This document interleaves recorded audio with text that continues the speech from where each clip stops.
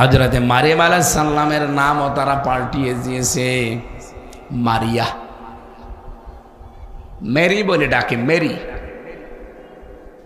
হযরতে মারিয়াম রোজা রেখেছিলেন ঈসা নবীর মা হাজার হাজার বছর আগে। ওনার রোজা আমাদের মতো ছিল না।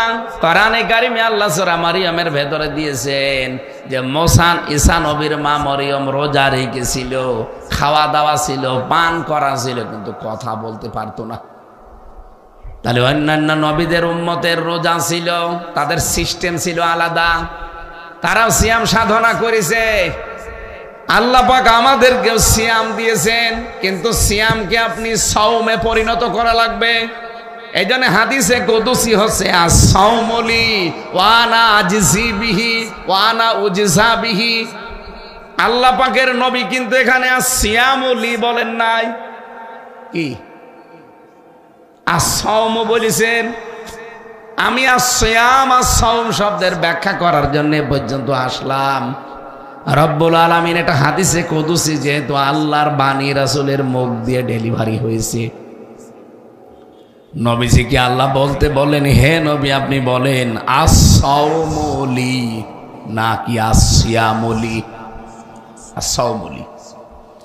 সিয়াম দিলে অর্থ কি হতে, আস-সাওম দিলে কি হবে? আস-সাওম শব্দের ভেতরে চারটা বিষয় লুকিয়ে থাকে। কেউ যদি সাওম আদায় করতে চায়, মাস্ট বি তাকে চারটা শর্ত মানা লাগবে, নয়তো তার সাওম হবে না। আর সাওম যদি না হয়, আল্লাহ পুরস্কারও দেবে না, আল্লাহ পুরস্কার নিজে হবেন না।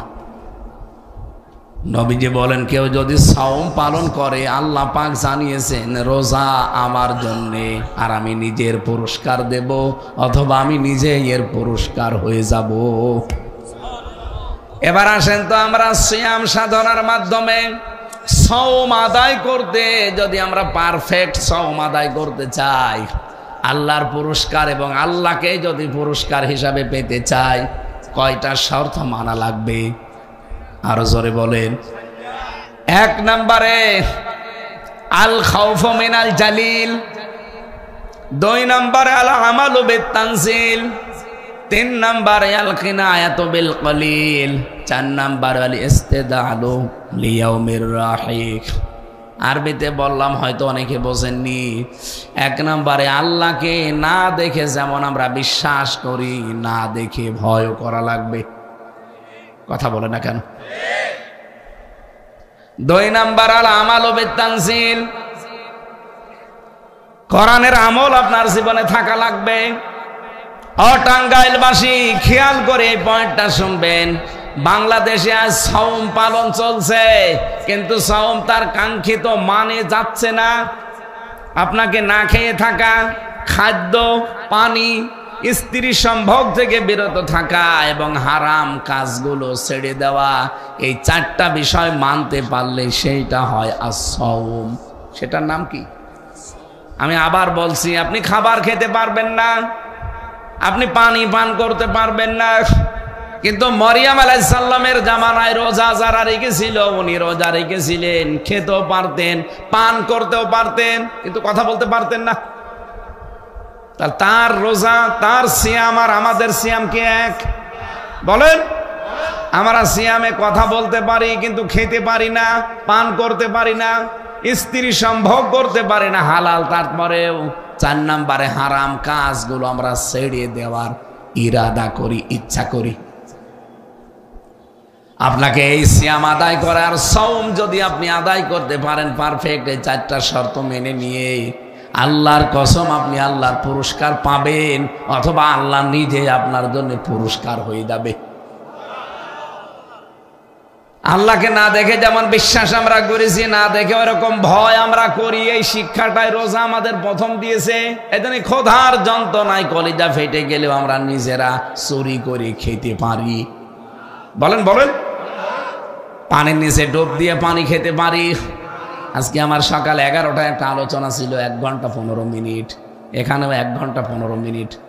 বলেন তো, রোজা রেখে এই যে জার্নি করি, এসে আবার যাওয়া লাগবে কুষ্টিয়ায়, 2 ঘন্টা 2.5 ঘন্টা যদি এভাবে কথা বলা যায়, গলা তো এমনি শুকিয়ে যাচ্ছে। বিকাল 4:30 5টার দিকে দেখবেন আমার শরীর আর চলছে না, গলা শুকিয়ে মনে আছে একটু খাই। আমার খাওয়া যাবে আজানের আগে? বলেন। আমি আল্লাহকে না দেখে যেমন বিশ্বাস করি, ঠিক না দেখে ভয় করি। এই শিক্ষাটাই প্রথম সিয়াম দিয়েছে আমাদের। 2 নম্বরে আল আমালু বিত-তানজিল, এটা আজ বাংলাদেশের মানুষের নেই, আর বলতে গেলেও মানুষ উল্টা দিকে নিয়ে যায়। বলেন তো রোজা রাখতে হবে এ কথা কোরআনে কয় জায়গায় আছে? এক জায়গায়। কয় জায়গায়? কুতিবা আলাইকুমুস সিয়াম, এই শেষ। হজ করতে হবে কোরআনে, আমলটা কয়বার আছে? একবার। কয়বার? বলেন বলেন। আলিল্লাহি আলান নাসি হজ্জুল বাইতি মান ইসতাতা ইলাইহি সাবিলা, এই শেষ। রোজা রাখতে হবে পেয়েছেন একবার, হজ করতে হবে পেয়েছেন একবার, যাকাত দিতে হবে কোরআনে কারিমে আছে কয়বার? 82 বার। কয়বার? নামাজ পড়তে হবে এ কথা কোরআনে আছে কয়বার? আপনি বলেন নামাজের কথা 82, যাকাতের কথা 82, হজের কথা 1, রোজার কথা 1। অথচ এই দেশে 56,000 বর্গ মাইলে আল্লাহর দিন কায়েম করা লাগবে, এটা আছে 918 জায়গা। তাও তো আমার ছোট মাথায়, আর এরকম বড় বড় মাথায় আরো বেশি আছে। এত ছোট মাথার ভেতরে যদি 918 জায়গায় আমি কোরআনে পাই যে দেশে আল্লাহর দিন কায়েম করা লাগবে, যেই 2টা বিষয়ে মত পার্থক্য করা নিষেধ, সেই 2টা বিষয়ে বাংলাদেশে মত পার্থক্য বেশি। একটা হচ্ছে ওয়াতাসিমু বিহাবলিল্লাহি জামিআ ওয়ালা তাফাররাকু। আল্লাহ তো ওয়াতাসিমু না দিয়ে খুশু দিতে পারতেন, যে তোমরা ধরো। খুশু না দিয়ে ওয়াতাসিমু দিলেন কেন? আর এতটুকু দিলেও তো শেষ হয়ে যেত। বিহাবলিল্লাহ দিলেন কেন? জামিয়া দিলেন কেন? ওয়ালা তাফাররাকু, এত শব্দ দেওয়া লাগে না। আল্লাহ তো একবারেই শুধু খুশু ওয়াতাসিমু দিলেই অর্থ হয়ে যেত। এতগুলো গুরুত্ব দেওয়ার কারণ কি?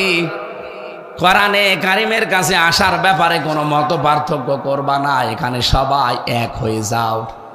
আর 2 নম্বরে সূরা শুরার 13 নম্বর আয়াতে দেখবেন আন আকিমুদ্দিন ওয়ালা তাতাফাররাকু ফিক, দিন কায়েম করো, এ বিষয়ে কোনো মত পার্থক্য করবা না। বাংলাদেশের দিকে তাকান, এই 2টা জিনিস নিয়ে যত রকমের দলাদলি। কোরআনের কাছে আসতে বললেই, কোরআনের আমলের কথা বললেই তখন মানুষ পার্থক্য হয়ে যায়, তখন বিভিন্ন গন্ধ খোঁজে। আমরা কোরআনের আমলের কথা বললে কত মানুষ বলে যে না, কোরআনের সাথে রাজনীতির সম্পর্ক নেই। কত মানুষ বলে এরা ধর্ম ব্যবসায়ী। আমি কি বেশি বললাম? অথচ এই জায়গায় কোনো ফতোয়াবাজি চলবে না, কোনো মতপার্থক্য করা জায়েজ নেই। কোরআনের কথা বললেই এক হয়ে যাওয়া লাগবে, সিমেন্টেড হয়ে যাওয়া লাগবে একেবারে।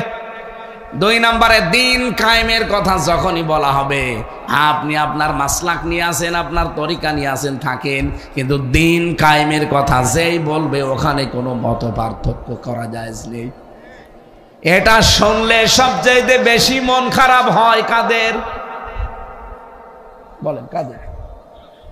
না, কাবুর আলাল মুশরিকিনা মা তাদউহুম ইলাই, আল্লাহ আয়াতের পরে দিয়েছেন, হে নবী আপনি দিন কায়েমের জন্য যদি মানুষকে বলেন, এই কথাটা শুনলে সবচাইতে অপছন্দ করবে, রাগ করবে মুশরিকরা। তাহলে বাংলাদেশে আজ যারা দিন কায়েমের কথা শুনলে রাজনীতি মনে করেন, ধর্ম ব্যবসায়ী মনে করেন, ওলট পালট নাম দিয়ে দেন, জামাত ইসলাম মনে করেন, আল্লাহর কসম আপনি মুসলমান হলেও মুশরিক। এ দেশে নেই, নাম ধরা লাগবে। চাঁপাই নবাবগঞ্জের একজন আছে না,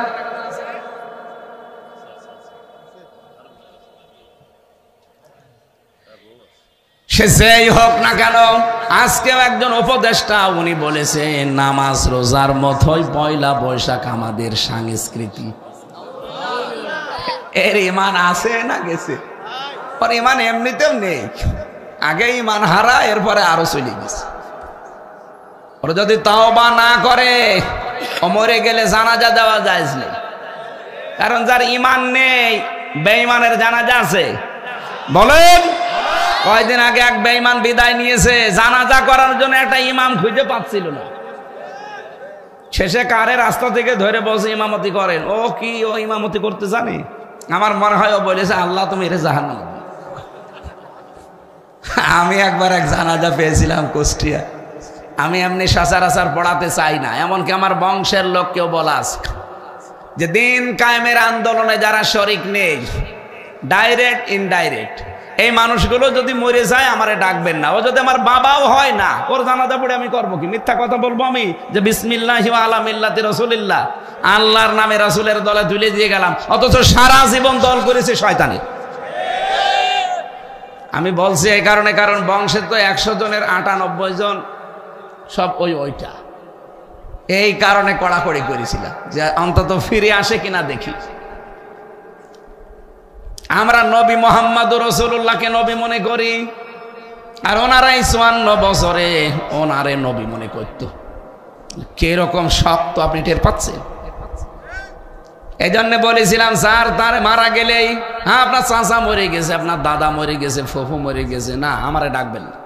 জানাজা পড়াবো আমি ওইটা, আর যেটা দেখবো যে ইসলামী আন্দোলন করেছি। কারণ এইটা যদি কেউ না করে তার ঈমান ধরে রাখা সম্ভব না। এখন যে কঠিন অবস্থা চলছে, ঈমান যদি আপনি টিকিয়ে রাখতে চান, দিন কায়েমের আন্দোলনে ডাইরেক্ট ইনডাইরেক্ট আপনাকে শরীক হওয়াই লাগবে। এটা নারী হোক আর পুরুষ হোক, সবাই।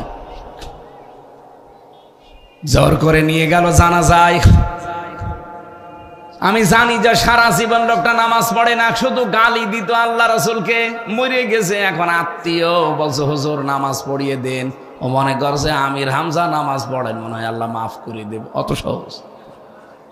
নবীজির চাচাকে আল্লাহ মাফ করেনি, কে কথা বলেন না কেন? আব্দুল্লাহ বিন উবাইকে আল্লাহ মাফ করেনি, নবী নিজে জানাজা পড়িয়েছে তারপরও। আর আমি হামজা কোথায়? কাবার ইমাম আব্দুর রহমান সোতাইসিকে দিয়েও যদি কেউ জানাজা পড়ান, তাকে আল্লাহ মাফ করবে না। জানাজায় আমি বলেও ফেলেছিলাম আল্লাহ এই লোকটা যেমন ছিল ওর সাথে আচরণ করবা ওই রকম। আল্লাহু আকবার, এটা হচ্ছে নিয়ত। আর এর পরে যা আছে সব তো উল্টা পাল্টা। যা আছে এখানে যাবি যা। তোর জন্য আমি মিথ্যা কথা বলবো যে বিসমিল্লাহি ওয়া আলা মিল্লাতি রাসূলিল্লাহ? অত পাগল শামসুদ্দিন। আমার ড্রাইভারের নাম শামসুদ্দিন, ও আবার মনে করে না যেন হুজুর আমারে বলছে।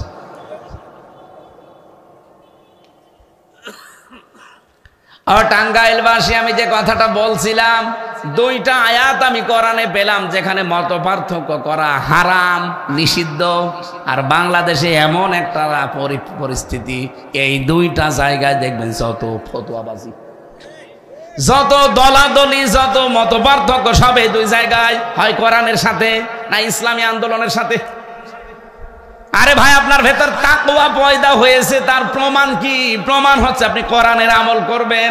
নিজের বিবেকের কাছে বলেন, কোরআনের কোন আমলটা আপনার জীবনে আছে বলেন? বলেন না নামাজ আছে, নামাজই কি কোরআনের আমল? রোজা আছে, রোজাই কোরআনের আমল। এটা আছে, নামাজের কথা বললাম 82, রোজার কথা একবার। যেটা 918 জায়গায় আছে আমল করা, সেটা নেই কেন? আপনি কি কিয়ামত পর্যন্ত বাঁচতে চান দুনিয়ায়? আপনার চাইতে বড় ভালো মানুষ দুনিয়া থেকে বিদায় নিয়েছে, মুহাম্মাদুর। কি আপনার চাইতে খারাপ মানুষ ছিল? সে চাইলে পারতো না কিয়ামত পর্যন্ত বেঁচে থাকবো? জিবরাইল আজরাইল এসে তো বলেছিল যে আপনি যতদিন থাকতে চান ততদিন থাকতে পারবেন। নবীজি বললেন তারপরে বলে মরা লাগবে। মুহাম্মাদুর রাসূলুল্লাহ ডাক দিয়ে বলে, ভাই জিবরাইল, যাওয়ায় যদি লাগে আমার থেকে লাভ কি? তাড়াতাড়ি নিয়ে চলো, আমার বন্ধুর সাথে আমার দেখা করো। এত বড় ভালো মানুষকে যদি জিবরাইল আজরাইল ছেড়ে না যায়, আপনি কোথাকার কে? এই জন্য সেই কয়েকদিন হায়াতে বেঁচে আছেন, এই কাজটা করে যান। আল আমালু বিত্তানজিল, আল্লাহর নাজিল কি তো এই বিধানের আমলগুলো দুনিয়ায় একটা একটা করে দেখান। 3 নাম্বার ওয়াল কিনায়াতু বিল কলিল, অল্পে তুষ্ট থাকা লাগবে। এটা নেই আমাদের, এটা নেই। এই জন্যে তো দরবেশের মতো মানুষ 36,000 কোটি টাকা চুরি করেছে। আপনি এক জীবনে গুনেও শেষ করতে পারবেন না, হাত দিয়ে হাত ব্যথা হয়ে যাবে। ৩৬,০০০ কোটি। এই টাঙ্গাইলের পরে সিরাজগঞ্জ, এরপরে আছে পাবনা, রূপপুরে যে পারমাণবিক কেন্দ্র, বিদ্যুৎ কেন্দ্র, এখান থেকে একজন মানুষই ৭৬,০০০ কোটি টাকা নিয়েছে। আল্লাহর ওলির ছোট বোন একজনই যদি ৭৬,০০০ কোটি টাকা নেয়, বাকি আরো যত প্রকল্প আছে, যেখানেই নাম দেখবেন বঙ্গবন্ধু, সেখানেই দেখবেন দুর্নীতি। এই যে মূর্তিগুলো বানিয়েছে, ১২,৫০০ কোটি টাকা খরচ। এত টাকা খরচ করে মূর্তিগুলো বানালেন, আগস্টের ৫ তারিখের বিকাল ৫টাও তো বাঁচতে দিল না, সব মাটির সাথে মিশে গেল। টাকাগুলো তো আপনার বাবার টাকা, তো সব আমাদের জনগণের। কথা বলেন না কেন এটা বানাতে গেলেন? এই টাকাগুলো দিয়ে যদি গরিব মানুষকে বিলিয়ে দিতেন, এরা একবেলা খেয়ে বাঁচতে পারত। এই পরিস্থিতির সামনে যেন আর কেউ তৈরি করতে না পারে, সে অবস্থা তৈরি করা লাগবে। কোন ব্যক্তি পূজা চলবে না এদেশে। পূজা হবে কার? পূজা হবে শুধু বঙ্গবন্ধু। কার? কোন মানুষের পূজা আমরা মানি না। আমরা যদি মানি না, সেটা করতেও দেব না। এই জন্য সেই পরিবেশ আমরা তৈরি করতে চাই। ৩০০ এমপির ভেতরে যদি বাংলাদেশে ১৫১ জন এমপি কোরআনে কারিম বুকে নিয়ে সংসদে যেতে পারে, তার ভেতরে এনারা এরকম মানুষকে আপনি ১৫১ জন পাঠান, এবার সামনে সুযোগ আল্লাহ দিচ্ছে। আল্লাহর কসম, ১৫১ জন গেলে তার পরের দিন নামাজের আর ওয়াজ করা লাগবে না, নামাজ কায়েম হয়ে যাবে।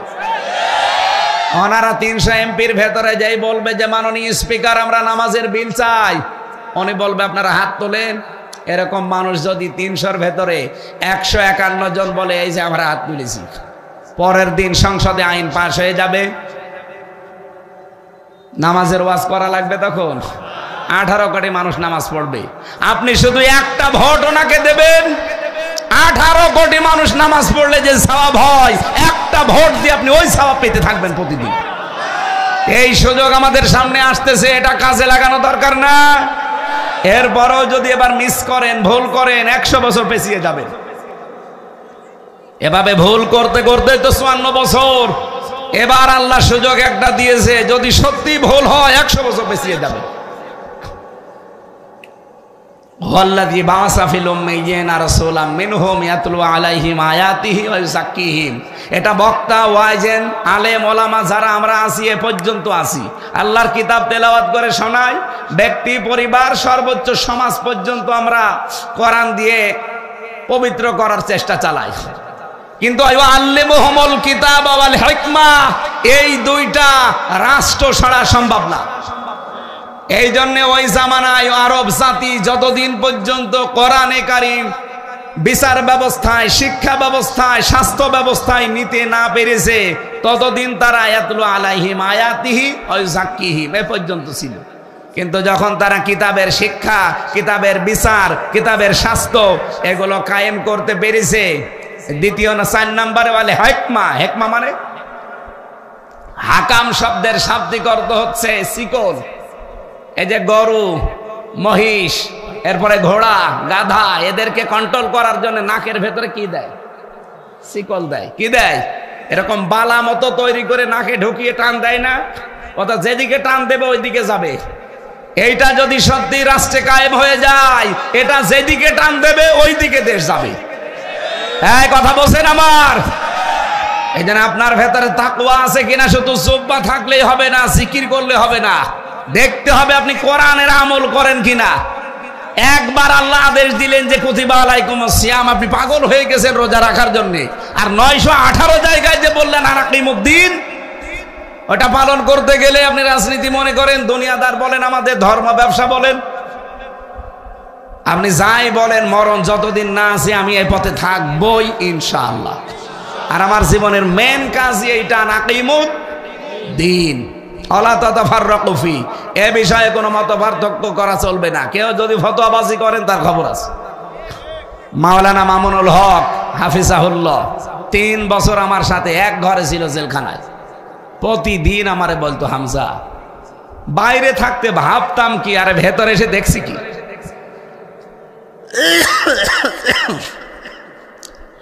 বাইরে আমরা টুপি নিয়ে মারামারি করি, আমরা আমিন আস্তে জোরে নিয়ে মারামারি করতাম, আমরা আকীদা কার ভালো কার খারাপ এই নিয়ে ফতোয়াবাজি করি, আর ভেতরে দেখি জালেমরা সব আমাদের এক জায়গায় তালা লাগিয়ে গেছে। এ দৃশ্য আর চলতে দেওয়া যায় না। বাইরে যদি যেতে পারি, এবার সবাইকে আমরা দিন কায়েমের জন্য এক করব। এই জন্য এটা অলরেডি শুরু হয়ে গেছে। সামনে ইসলামের একটা করে বাক্স যাবে, আর ইসলামের বাইরে যা আছে সব বাক্স বাদ দিয়ে ইসলামের বাক্সে ভোট দেওয়া লাগবে। এটা যদি কারো কাছে রাজনীতি মনে হয়, হ্যাঁ এইটাই আমাদের রাজনীতি। আমরা রাজনীতি করি দুর্নীতি করার জন্য না, এ কোরআনকে কায়েম করার জন্য। কথা বলেন ঠিক কিনা? কোরআন শরীফই যদি দুনিয়ায় কায়েম না হয়, তা আমি 1000 বছর বেশি কি করব? খালি খাবো আর পায়খানা করব নাকি? আর বছরে বছরে 2-3টা করে জন্ম দেব, এই আমার কাজ। কোরআনের আমল করা লাগবে ভাই, অল্পে তুষ্ট থাকা লাগবে। বাংলাদেশের মানুষ যারা দায়িত্বে ছিল, এরা যদি অল্পে তুষ্ট থাকতো, দেশটা দাঁড়িয়ে যেত। মালয়েশিয়া কি পরিষ্কার, কত উপরে চলে গেছে তারা।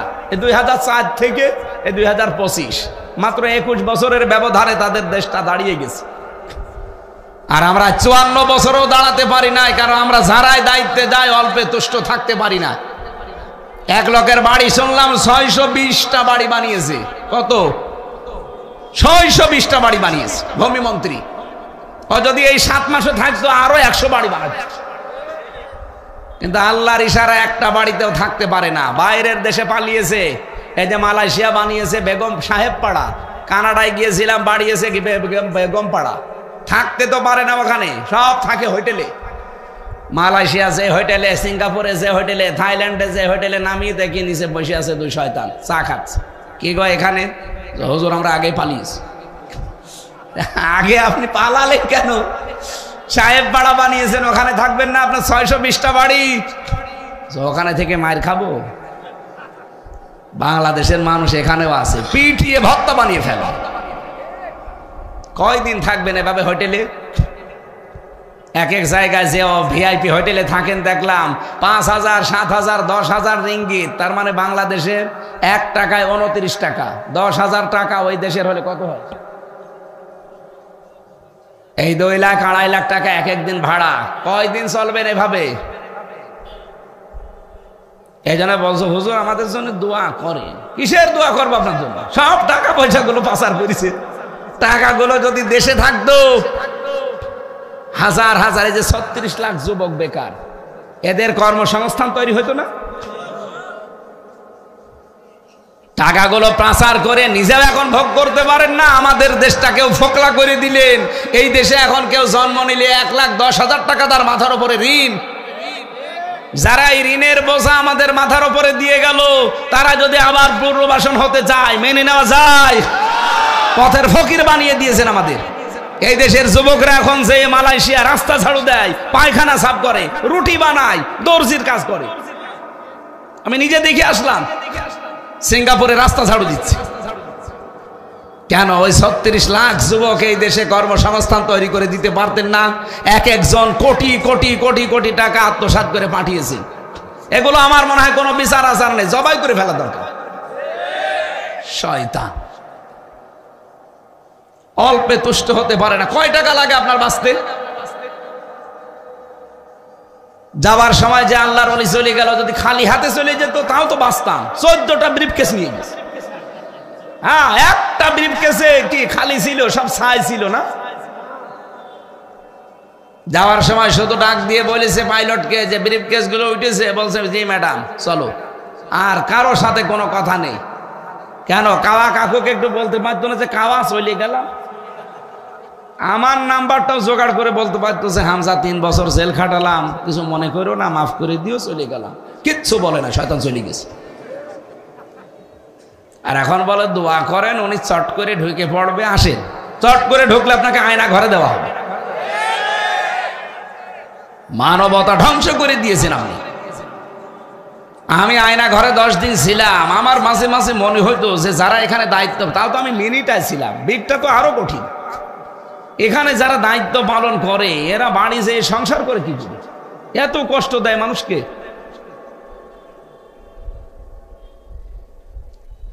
অল্পে তুষ্ট হওয়া, এই অভ্যাস তৈরি করা লাগবে। আজ দেখেন যারা সত্যি ইসলামপন্থী মানুষ এই দেশে, সে যে দলের লোক, ইসলামপন্থী যারা, তারাই কিন্তু অল্পে তুষ্ট। কারণ তাদের ভেতরে আখিরাতের ভয় আছে। 4 নাম্বার ওয়াল ইস্তিদালু লিয়াউমির রাহি, সে 4 নাম্বারে আখিরাতের পুঁজি তৈরি করার জন্য ব্যস্ত থাকে। আমিরে জামাত ডক্টর শফিকুর রহমান হাফিজাহুল্লাহ এত ব্যস্ত মানুষ, এরপরও 10 দিন তিনি এখন ইতিকাফে আছে। আখিরাতের পুঁজি তার দরকার নেই। এত ব্যস্ত মানুষ, তার ওইটা কিন্তু ভুল নেই না, আমি আখিরাত আগে তৈরি করব। আর আমরা কি তার চাইতেও ব্যস্ত? তার তো তামাম দুনিয়ার 257টা রাষ্ট্র নিয়ে চলা লাগে, আন্তর্জাতিক কত জায়গায় তার লবিং করা লাগে, কল আসে সেখান থেকে। আর আপনার মোবাইলে তো মুরগিও কল দেয় না। এরপরও অনেকে ইতিকাফে থাকতে পারেন না, সময় নেই, না আমি পারবো না, ব্যস্ত। আরে ভাই, এখনই চোখ বন্ধ হয়ে গেলে ব্যস্ততা সব যাবে। এই জন্য যদি একটু সময় বের করতে পারেন 10 দিন, যদি না পারেন 3 দিন, না পারেন 1 দিন ইতিকাফে থাকবেন। যদিও 1 দিন 3 দিনে সুন্নত আদায় হবে না, সওয়াব হবে, কিন্তু 10 দিনে সওয়াবও হবে, সুন্নত আদায় হবে। একটা আলাদা, আমার আজকের তেলাওয়াত কিন্তু আয়াতের পরে এগুলো আসবে, আমরা ওই দিকে যাবো ইনশাআল্লাহ। আমি যে কথা বলতে চাচ্ছিলাম, আসিয়াম আস-সাওম, তাহলে এক জিনিস না, সাওমটা এটা পালন করে দেখানো লাগে, হক আদায় করে আল্লাহকে দেখানো লাগে যে আমি এই 4টা বিষয় মানি, তাহলে এটা হয় সাওম। কি হয়? আর সাওমের জন্য পুরস্কার হচ্ছে আল্লাহ নিজে দেবেন, অথবা নিজেই তিনি পুরস্কার হয়ে যাবেন আমাদের জন্য। বলেন আমিন। দরুদ সালাম পাঠ করে আজকের নির্ধারিত আয়াত। বেশি কথা বলতে 1-1.5 ঘন্টা 2.5 ঘন্টা বললে আমার গলা ভেঙে যাবে, পানি পিপাসা লাগবে, শেষে রোজাও ভাঙতে পারবো না, তড়পাই মরবো। এই জন্য খুব তাড়াতাড়ি করে আমি শেষ করব। সূরা আলে ইমরান, যেহেতু এটা জাহান্নাম থেকে নাজাত পাওয়ার শেষ 10 দিনে আমরা নাজাতে আসি, নাজাতে আসি না? এই নাজাত কি করে পাওয়া যায়, কি কি গুণ থাকলে আপনাকে আল্লাহ জাহান্নামের আগুন থেকে নাজাত দেবেন, ওই কথাগুলো আজকে আমরা তেলাওয়াত করব আর বলবো কোরআন থেকে। নাকি আমি বানিয়ে বানিয়ে বলবো? জবান খুলে আগে কোরআন পড়েন। আউযু বিল্লাহি মিনাশ শাইতানির রাজিম, বিসমিল্লাহির রহমানির রহিম।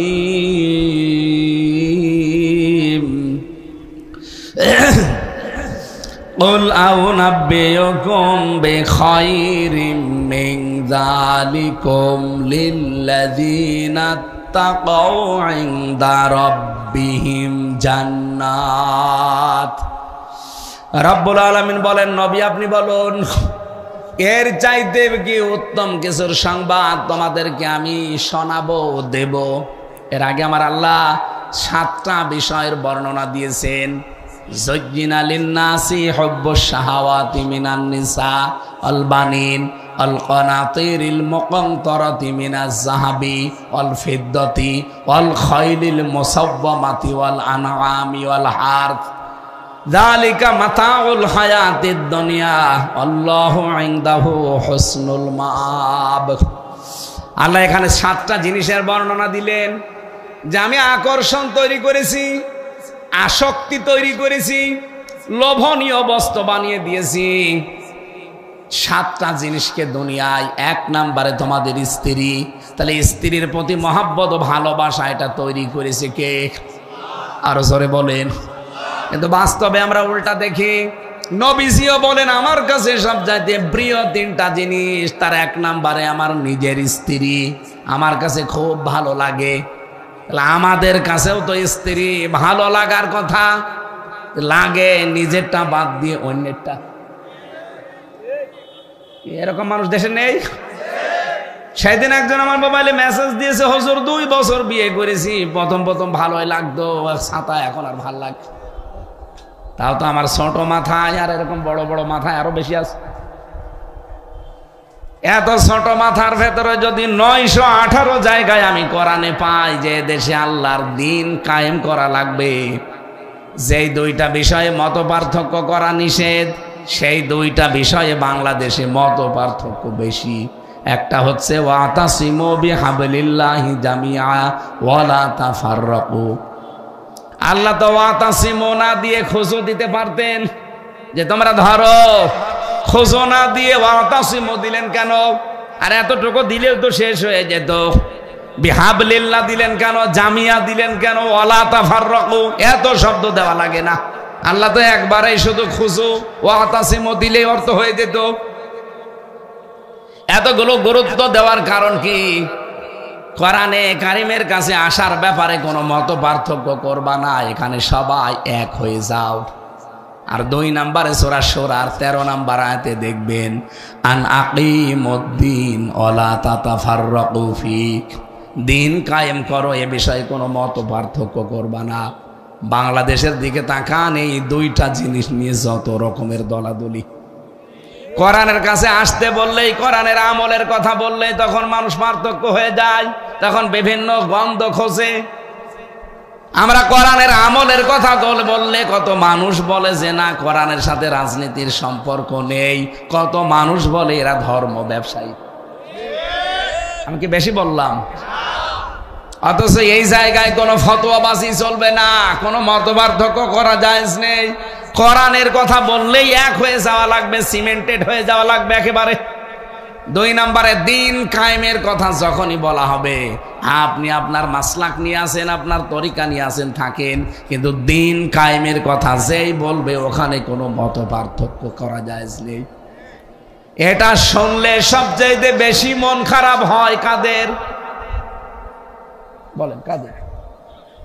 না, কাবুর আলাল মুশরিকিনা মা তাদউহুম ইলাই। আল্লাহ আয়াতের পরে দিয়েছেন, হে নবী আপনি দিন কায়েমের জন্য যদি মানুষকে বলেন, এই কথাটা শুনলে সবচাইতে অপছন্দ করবে, রাগ করবে মুশরিকরা।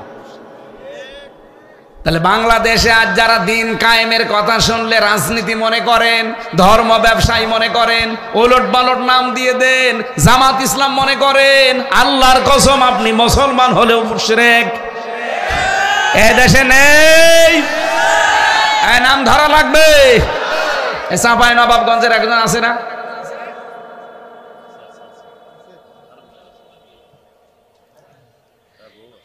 সে যেই হোক না কেন, আজকেও একজন উপদেষ্টা উনি বলেছেন নামাজ রোজার মতোই পয়লা বৈশাখ আমাদের সংস্কৃতি।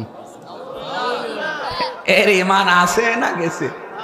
ওর ইমান এমনিতেও নেই, আগে ইমান হারা, এরপরে আরো চলে গেছে। ওরা যদি তাওবা না করে ও মরে গেলে জানাজা দেওয়া জায়েজ নেই।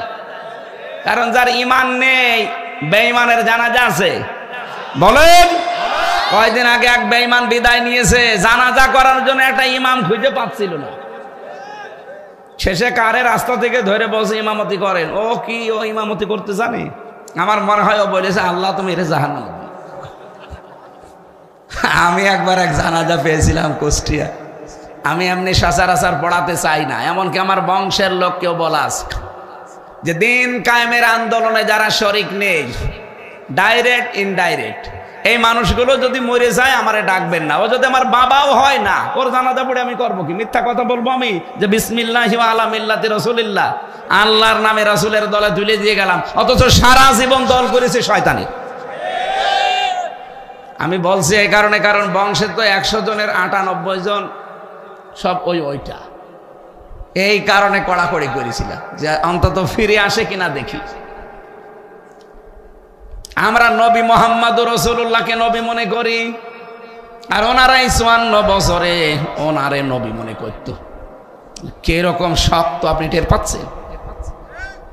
এই জন্য বলেছিলাম স্যার, তার মারা গেলেই হ্যাঁ আপনার চাচা মরে গেছে, আপনার দাদা মরে গেছে, ফুফু মরে গেছে, না আমারে ডাকবেন না। জানাজা পড়াবো আমি ওইটা, আর যেটা দেখবো যে ইসলামী আন্দোলন করেছি। কারণ এইটা যদি কেউ না করে তার ঈমান ধরে রাখা সম্ভব না। এখন যে কঠিন অবস্থা চলছে, ঈমান যদি আপনি টিকিয়ে রাখতে চান, দিন কায়েমের আন্দোলনে ডাইরেক্ট ইনডাইরেক্ট আপনাকে শরীক হওয়াই লাগবে। এটা নারী হোক আর পুরুষ হোক, সবাই। জোর করে নিয়ে গেল জানাজায়। আমি জানি যে সারা জীবন লোকটা নামাজ পড়ে না, শুধু গালি দিত আল্লাহ রাসূলকে, মরে গেছে। এখন আত্মীয় বলছে হুজুর নামাজ পড়িয়ে দেন, ও মনে করছে আমির হামজা নামাজ পড়েন, মনে হয় আল্লাহ মাফ করে দেবে, অত সহজ। নবীজির চাচাকে আল্লাহ মাফ করেনি, কে কথা বলেন না কেন? আব্দুল্লাহ বিন ওবাইকে আল্লাহ মাফ করেনি, নবী নিজে জানাজা পড়িয়েছে তারপরও। আর আমি হামজা কোথায়? কাবার ইমাম আব্দুর রহমান সোতাইসিকে দিয়েও যদি কেউ জানাজা পড়ান, তাকে আল্লাহ মাফ করবে না। জানাজায় আমি বলেও ফেলেছিলাম, আল্লাহ এই লোকটা যেমন ছিল ওর সাথে আচরণ করবা ওই রকম, আল্লাহু আকবার। এটা হচ্ছে নিয়ত। আর এর পরে যা আছে সব তো উল্টা পাল্টা, যা আছে এখানে যাবি যা। তোর জন্য আমি মিথ্যা কথা বলবো যে বিসমিল্লাহি ওয়া আলা মিল্লাতি রাসূলিল্লাহ, অত পাগল শামসুদ্দিন। আমার ড্রাইভারের নাম শামসুদ্দিন, ও আবার মনে করে না যেন হুজুর আমারে বলছে।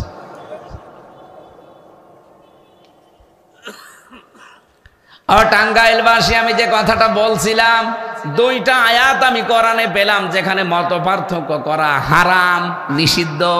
আর বাংলাদেশে এমন একটা পরিস্থিতি, এই দুইটা জায়গায় দেখবেন যত ফতোয়াবাজি, যত দলাদলি, যত মত পার্থক্য, সব এই দুই জায়গায়, হয় কোরআনের সাথে না ইসলামী আন্দোলনের সাথে।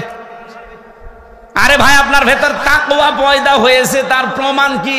প্রমাণ হচ্ছে আপনি কোরআনের আমল করবেন। নিজের বিবেকের কাছে বলেন, কোরআনের কোন আমলটা আপনার জীবনে আছে বলেন।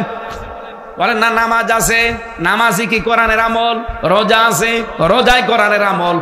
এটা আছে, নামাজের কথা বললাম 82, রোজার কথা একবার। যেটা 918 জায়গায় আছে আমল করা, সেটা নেই কেন? আপনি কি কিয়ামত পর্যন্ত বাঁচতে চান দুনিয়ায়? আপনার চাইতে বড় ভালো মানুষ দুনিয়া থেকে বিদায় নিয়েছে, মুহাম্মাদুর। কি আপনার চাইতে খারাপ মানুষ ছিল? সে চাইলে পারতো না কিয়ামত পর্যন্ত বেঁচে থাকবো? জিবরাইল আজরাইল এসে তো বলেছিল যে আপনি যতদিন থাকতে চান ততদিন থাকতে পারবেন। নবীজি বললেন তারপরে? বলে মরা লাগবে। মুহাম্মাদুর রাসূলুল্লাহ ডাক দিয়ে বলে, ভাই জিবরাইল, যাওয়ায় যদি লাগে আমার থেকে লাভ কি? তাড়াতাড়ি নিয়ে চলো, আমার বন্ধুর সাথে আমার দেখা করো। এত বড় ভালো মানুষকে যদি জিবরাইল আজরাইল ছেড়ে না যায়, আপনি কোথাকার কে? এই জন্য সেই কয়েকদিন হায়াতে বেঁচে আছেন, এই কাজটা করে যান। আলা আমালু বিতানজিল, আল্লাহর নাজিল কি তো এই বিধানের আমলগুলো দুনিয়ায় একটা একটা করে দেখান। 3 নাম্বার ওয়াল কেনায়াতু বিল কলিল, অল্পে তুষ্ট থাকা লাগবে। এটা নেই আমাদের, এটা নেই। এই জন্যে তো দরবেশের মতো মানুষ 36,000 কোটি টাকা চুরি করেছে। আপনি এক জীবনে গুনেও শেষ করতে পারবেন না, হাত দিয়ে হাত ব্যথা হয়ে যাবে। 36,000 কোটি। এই টাঙ্গাইলের পরে সিরাজগঞ্জ, এরপরে আছে পাবনা, রূপপুরে যে পারমাণবিক কেন্দ্র, বিদ্যুৎ কেন্দ্র, এখান থেকে একজন মানুষই 76,000 কোটি টাকা নিয়েছে। আল্লাহর ওলির ছোট বোন একজনই যদি 76,000 কোটি টাকা নেয়, বাকি আরো যত প্রকল্প আছে, যেখানেই নাম দেখবেন বঙ্গবন্ধু, সেখানেই দেখবেন দুর্নীতি। এই যে মূর্তিগুলো বানিয়েছে, 12,500 কোটি টাকা খরচ। এত টাকা খরচ করে মূর্তিগুলো বানালেন, আগস্টের 5 তারিখের বিকাল 5টাও তো বাঁচতে দিল না, সব মাটির সাথে মিশে গেল। টাকাগুলো তো আপনার বাবার টাকা, তো সব আমাদের জনগণের। কথা বলেন না কেন এটা বানাতে গেলেন? এই টাকাগুলো দিয়ে যদি গরিব মানুষকে বিলিয়ে দিতেন, এরা একবেলা খেয়ে বাঁচতে পারে। এই পরিস্থিতির সামনে যেন আর কেউ তৈরি করতে না পারে, সে অবস্থা তৈরি করা লাগবে। কোন ব্যক্তি পূজা চলবে না এদেশে। পূজা হবে কার? পূজা হবে শুধু বঙ্গবন্ধু। কার? কোন মানুষের পূজা আমরা মানি না। আমরা যদি মানি না, সেটা করতেও দেব না। এই জন্য সেই পরিবেশ আমরা তৈরি করতে চাই। 300 এমপির ভেতরে যদি বাংলাদেশে 151 জন এমপি কোরআনে কারিম বুকে নিয়ে সংসদে যেতে পারে, তার ভেতরে এনারা এরকম মানুষকে আপনি 151 জন পাঠান। এবার সামনে সুযোগ আল্লাহ দিচ্ছে। আল্লাহর কসম, 151 জন গেলে তার পরের দিন নামাজের আর ওয়াজ করা লাগবে না, নামাজ কায়েম হয়ে যাবে। ওনারা 300 এমপির ভেতরে যাই বলবে যে মাননীয় স্পিকার, আমরা নামাজের বিল চাই। উনি বলবে আপনারা হাত তোলেন, এরকম মানুষ যদি 300-র ভেতরে 151 জন বলে এই যে আমরা হাত তুলেছি, পরের দিন সংসদে আইন পাশ হয়ে যাবে, নামাজের ওয়াজ করা লাগবে, তখন 18 কোটি মানুষ নামাজ পড়বে। আপনি শুধু একটা ভোট ওনাকে দেবেন, 18 কোটি মানুষ নামাজ পড়লে যে সওয়াব হয়, একটা ভোট দিয়ে আপনি ওই সওয়াব পেতে থাকবেন প্রতিদিন। এই সুযোগ আমাদের সামনে আসতেছে, এটা কাজে লাগানো দরকার না? এরপরও যদি এবার মিস করেন, ভুল করেন, 100 বছর পেছিয়ে যাবেন। এভাবে ভুল করতে করতে তো 54 বছর। এবার আল্লাহ সুযোগ একটা দিয়েছে, যদি সত্যি ভুল হয় 100 বছর পেছিয়ে যাবে। ওয়াল্লাযী বাআসা ফিল উম্মিয়্যিনা রাসূলাম মিনহুম ইয়াতলু আলাইহিম আয়াতিহি ওয়া ইউযাক্কিহিম। এটা বক্তা, ওয়াইজেন, আলেম, ওলামা যারা আমরা আছি, এ পর্যন্ত আছি, আল্লাহর কিতাব তেলাওয়াত করে শোনাই। ব্যক্তি, পরিবার, সর্বোচ্চ সমাজ পর্যন্ত আমরা কোরআন দিয়ে পবিত্র করার চেষ্টা চালাই। কিন্তু আল্লিমুহুমুল কিতাব ওয়াল হিকমা, এই দুইটা রাষ্ট্র ছাড়া সম্ভব না। এই জন্য ওই জামানায় আরব জাতি যতদিন পর্যন্ত কোরআনে কারীম বিচার ব্যবস্থায়, শিক্ষা ব্যবস্থায়, স্বাস্থ্য ব্যবস্থায় নিতে না পেরেছে, ততদিন তারা ইয়াতলু আলাইহিম আয়াতিহি ওয়া ইউযাক্কিহিম এ পর্যন্ত ছিল। কিন্তু যখন তারা কিতাবের শিক্ষা, কিতাবের বিচার, কিতাবের স্বাস্থ্য এগুলো কায়েম করতে পেরেছে, দ্বিতীয় না 4 নম্বরে বলে হিকমা। হিকমা মানে হাকাম শব্দের শাব্দিক অর্থ হচ্ছে শিকল। এই যে গরু, মহিষ, এরপরে ঘোড়া, গাধা, এদেরকে কন্ট্রোল করার জন্য নাকের ভেতরে কি দেয়? শিকল দেয়। কি দেয়? এরকম বালা মতো তৈরি করে নাকে ঢুকিয়ে টান দেয় না? অর্থাৎ যেদিকে টান দেবে ওইদিকে যাবে। এইটা যদি সত্যি রাষ্ট্রে কায়েম হয়ে যায়, এটা যেদিকে টান দেবে ওইদিকে দেশ যাবে। এই কথা বলছেন আমার? এই জন্য আপনার ভেতরে তাকওয়া আছে কিনা শুধু জুব্বা থাকলেই হবে না, জিকির করলে হবে না, দেখতে হবে আপনি কোরআনের আমল করেন কিনা। একবার আল্লাহ আদেশ দিলেন যে কুতিবা আলাইকুমুস সিয়াম, আপনি পাগল হয়ে গেছেন রোজা রাখার জন্য। আর 918 জায়গায় যে বললেন আনাকিমুদ্দিন, ওটা পালন করতে গেলে আপনি রাজনীতি মনে করেন, দুনিয়াদার বলেন, আমাদের ধর্ম ব্যবসা বলেন, আপনি যাই বলেন, মরণ যতদিন না আছে আমি এই পথে থাকবই ইনশাআল্লাহ। আর আমার জীবনের মেন কাজই এইটা, আনাকিমুদ্দিন ওয়ালা তাতাফাররাকু ফি। এ বিষয়ে কোনো মত পার্থক্য করা চলবে না। কেউ যদি ফতোয়াবাজি করেন তার খবর আছে। মাওলানা মামুনুল হক হাফিজাহুল্লাহ 3 বছর আমার সাথে এক ঘরে ছিল জেলখানায়। প্রতিদিন আমারে বলতো, হামজা, বাইরে থাকতে ভাবতাম কি, আর ভেতরে এসে দেখছি কি।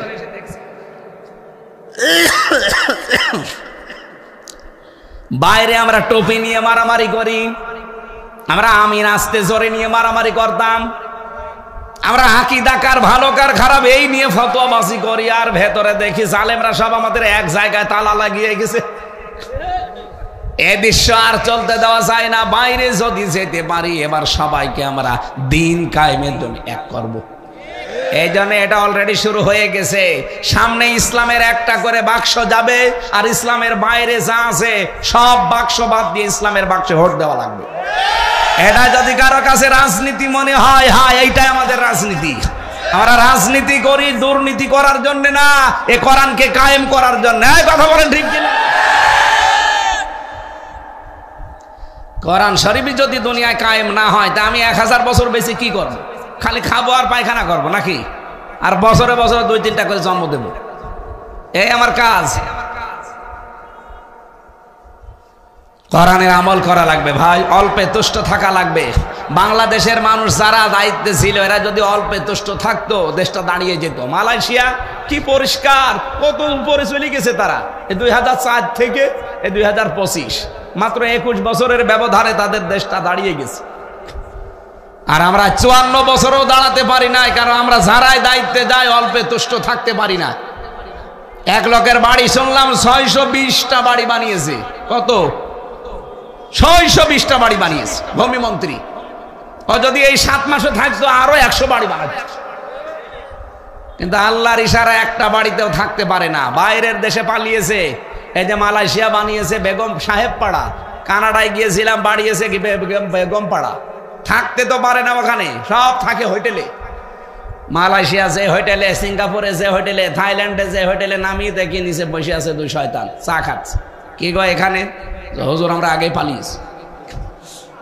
আগে আপনি পালালেন কেন? সাহেব বাড়া বানিয়েছেন, ওখানে থাকবেন না? আপনার 620টা বাড়ি, ওখানে থেকে মায়ের খাবো? বাংলাদেশের মানুষ এখানেও আছে, পিটিয়ে ভর্তা বানিয়ে ফেলা। কয়দিন থাকবেন এভাবে হোটেলে?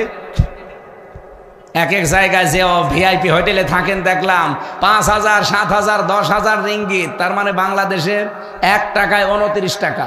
10,000 টাকা ওই দেশের হলে কত হয়?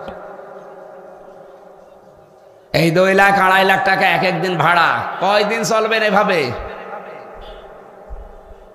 এই জন্য বলছো হুজুর আমাদের জন্য দোয়া করেন। কিসের দোয়া করবো আপনার জন্য? সব টাকা পয়সাগুলো পাচার করেছে। টাকাগুলো যদি দেশে থাকতো, হাজার হাজার, এই যে 36 লাখ যুবক বেকার, এদের কর্মসংস্থান তৈরি হতো না? টাকাগুলো পাচার করে নিজেও এখন ভোগ করতে পারেন না, আমাদের দেশটাকেও ফোকলা করে দিলেন। এই দেশে এখন কেউ জন্ম নিলে 1,10,000 টাকা তার মাথার উপরে ঋণ। যারা এই ঋণের বোঝা আমাদের মাথার উপরে দিয়ে গেল, তারা যদি আবার পুনর্বাসন হতে চায়, মেনে নেওয়া যায়? পথের ফকির বানিয়ে দিয়েছেন আমাদের। এই দেশের যুবকরা এখন যে মালয়েশিয়া রাস্তা ঝাড়ু দেয়, পায়খানা সাফ করে, রুটি বানায়, দর্জির কাজ করে। আমি নিজে দেখে আসলাম, সিঙ্গাপুরে রাস্তা ঝাড়ু দিচ্ছে।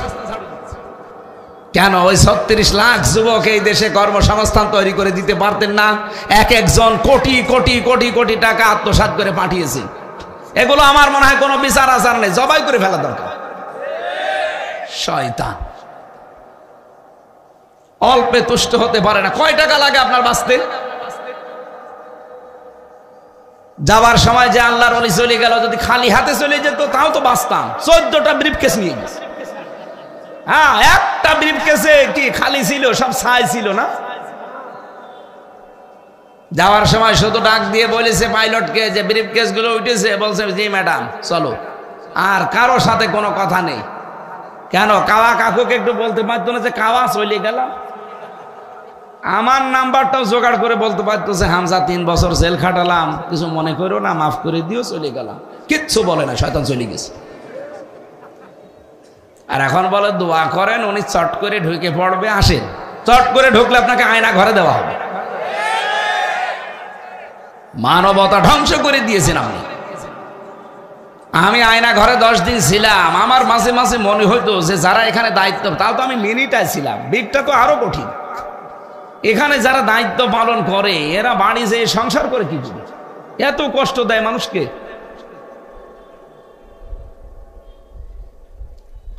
অল্পে তুষ্ট হওয়া, এই অভ্যাস তৈরি করা লাগবে। আজ দেখেন যারা সত্যি ইসলামপন্থী মানুষ এই দেশে, সে যে দলের লোক, ইসলামপন্থী যারা, তারাই কিন্তু অল্পে তুষ্ট।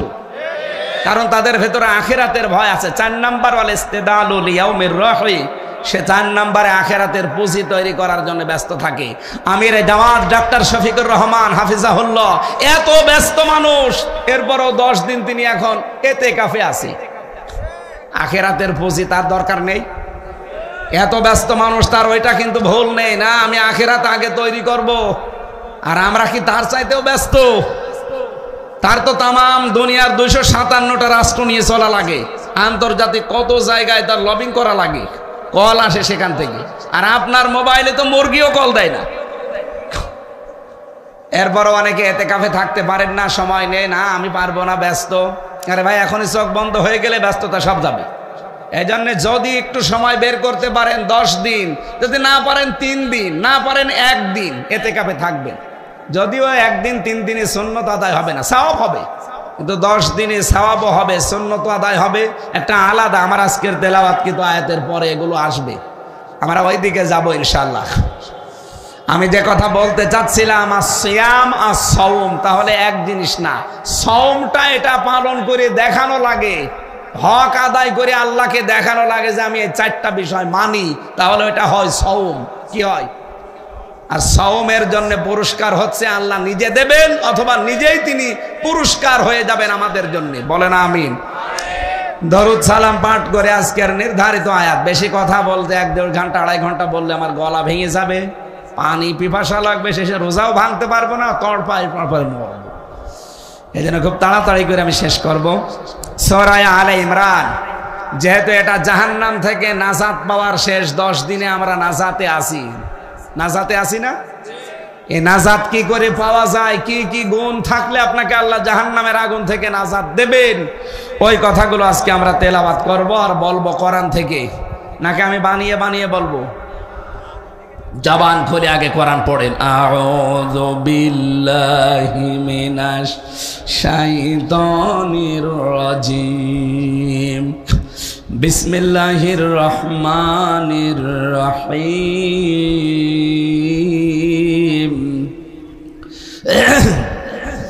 কুল আউনাব্বিউকুম বিখাইরিম মিন যালিকুম লিল্লাযীনা তাকাউ ইনদা রাব্বিহিম জান্নাত।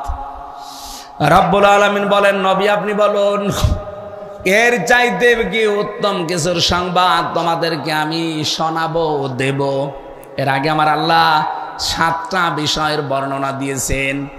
যুজ্জিনা লিন্নাসি হুব্বুশ শাহাওয়াতি মিনান নিসা ওয়াল বানিন ওয়াল কানাতিরিল মুকানতারাতি মিনাজ যাহাবি ওয়াল ফিদ্দাতি ওয়াল খাইলিল মুসাওওয়ামাতি ওয়াল আনআমি ওয়াল হারথ, যালিকা মাতাউল হায়াতিদ দুনিয়া আল্লাহু ইনদাহু হুসনুল মাআব। আল্লাহ এখানে 7টা জিনিসের বর্ণনা দিলেন যে আমি আকর্ষণ তৈরি করেছি, আসক্তি তৈরি করেছি, লোভনীয় বস্তু বানিয়ে দিয়েছি। 7টা জিনিসকে দুনিয়ায়। 1 নম্বরে তোমাদের স্ত্রী। তাহলে স্ত্রীর প্রতি মহাব্বত ও ভালোবাসা এটা তৈরি করেছে কে? আরো জোরে বলেন। কিন্তু বাস্তবে আমরা উল্টা দেখি। নবীজিও বলেন আমার কাছে সবচাইতে প্রিয় 3টা জিনিস, তার 1 নম্বরে আমার নিজের স্ত্রী আমার কাছে খুব ভালো লাগে। আমাদের কাছেও তো স্ত্রী ভালো লাগার কথা, লাগে নিজেরটা বাদ দিয়ে অন্যেরটা। এরকম মানুষ দেশে নেই? সেদিন একজন আমার মোবাইলে মেসেজ দিয়েছে, হুজুর 2 বছর বিয়ে করেছি, প্রথম ভালোই লাগতো, ছাতা এখন আর ভালো লাগে না। অন্যের বউ দেখলেই কেমন যেন মনের ভেতরে আনচান করে ওঠে। এটা একটা রোগ। এটা কি? এই রোগের জন্য ঔষধ আছে 2টা। কয়টা? একটা হোমিওপ্যাথি আর একটা অ্যালোপ্যাথি।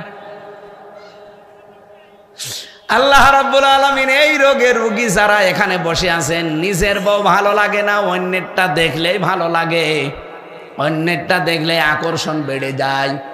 এই রোগ থেকে মুক্ত হওয়ার জন্য আল্লাহ 2টা ঔষধ দিয়েছেন। এখানে যারা পরকীয়া প্রেমে আছেন, নিজের স্ত্রী বাদ দিয়ে প্রতিবেশীর স্ত্রীর সাথে, ভাবির সাথে, এমনকি বিবাহিত কোনো মেয়েদের সাথে যাদের লাইন আছে, এই মুহূর্তে এখনই তাদের মোবাইল নাম্বার ডিলিট করা লাগবে। কারা কারা করবেন হাত তোলেন তো। হ্যাঁ হুজুর, কার নাম্বার আছে দেখি? আপনি কি বুঝে হাত তুলেছেন? না না না, আমার মাথায় তার কাটা আছে না। আপনি আন্দাজে হাত তোলেন কেন? আমি বলছি যার ভাবির সাথে, প্রতিবেশীর বউর সাথে এবং বিবাহিত মেয়েদের সাথে লাইন আছে, মোবাইল নাম্বার ডিলিট করা লাগবে। ও হাত তোলে কোন কারণে? ওর কি লাইন আছে?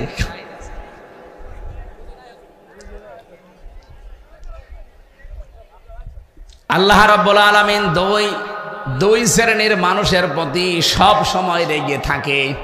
যারা নিজের প্রতিবেশীর স্ত্রীর সাথে লাইন করে তাদের। আরে বাংলাদেশে এটা এখন বেশি। ভারতের সিরিয়ালগুলো দেখে দেখে কি করে লাইন করা যায়, হয় ভাবির সাথে নয় প্রতিবেশীর বউর সাথে। এক কথা বলেন না কেন?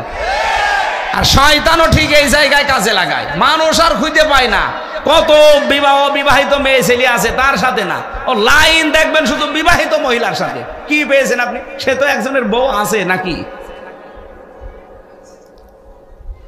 আজকে থেকে সূরা নূরের 2টা ঔষধ আল্লাহ দিয়েছেন, পালন করবেন এখন থেকে। কুল্লিল মুমিনিনা ইয়াগুদ্দু মিন আবসারিহিম ওয়া ইয়াহফাযু ফুরুজাহুম যালিকা